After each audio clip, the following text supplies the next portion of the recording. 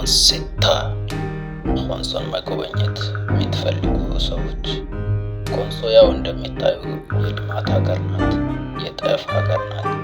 ጤፍ ከዛ ነው የሚመጣ፣ ኢንቨስት የሚደረገው ከዛ ነው።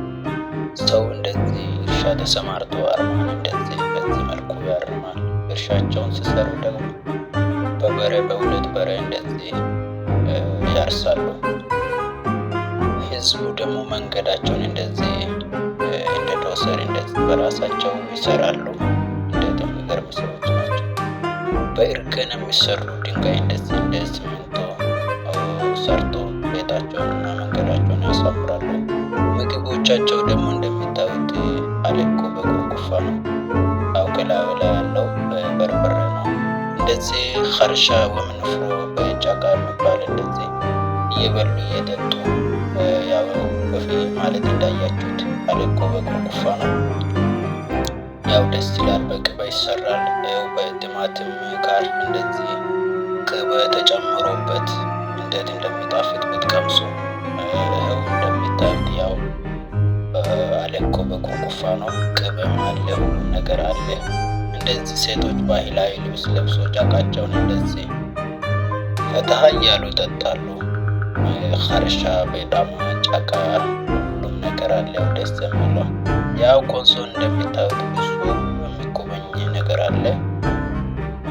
ያው ለምሳሌ ከውጭ ሀገር መጥተው ይጎበኛሉ። እንደሚታዩት የሆነ ኒውዮርካቸው እንደ ደስ እንደሚል ከውጭ ሀገር ፈረንጅ መጥተው የሚጎበኙት ብዙ ቅርሳ ቅርሶች አሉ። ያው እንደሚታዩት ወጣት ይሄን ድቡልቡል የሚመስል ድንጋይ አንስቶ ይጫወታሉ። ያው ሰው ተሰብስቦ ውይይት የሚያደርግበት ስብሰባ የሚያደርግበት ሞራ ይባላል። በዚህ መልኩ ተሰርቶ ይሄ ደግሞ ወጣት ተሰብስቦ ካርታ ኩስታውን በአማርኛ ታናሽ ታላቅ ተሰብስቦ እንደዚህ ጉሮ ለሚባል በእንጨት ይጫወታሉ።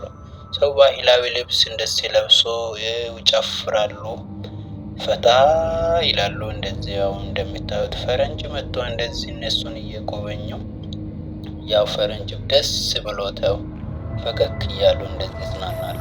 መንገዳቸውን በእርከን የተሰሩ ቀጭን መንገዳቸውን ይዞ በስነ ስርዓት ይሄዳሉ። ሰው ተሰብስቦ እንደዚህ ያው ሞራ የሚባል ያው ቅድም እንደነገርኳችሁ ይሄዳሉ። ያው እርከን ውሃ መሬትን እንዳይበላሽ ዝናብ ሲዘንብ እንደዚህ በእርከን እርሻቸውን ሰርተው ያው በዚህ መልኩ ይኖራሉ። ኮንሶ የተባረከ ሀገር ናት። ጭንቅላታቸው አይምሯቸው ወደ እንዴት ይሰራል። ኮንሶ ኳስ ተወዳጅ ስለሆነ ኳስ ነፍሳቸው ወጣት ተሰብስበው ኳስን ይጫወታሉ። ተመልካቾች እንደዚህ በዚህ መልኩ ተሰብስበው ደስ ብሎ ተጫውተው እንደሚታዩት እንደዚህ ይጫወታሉ።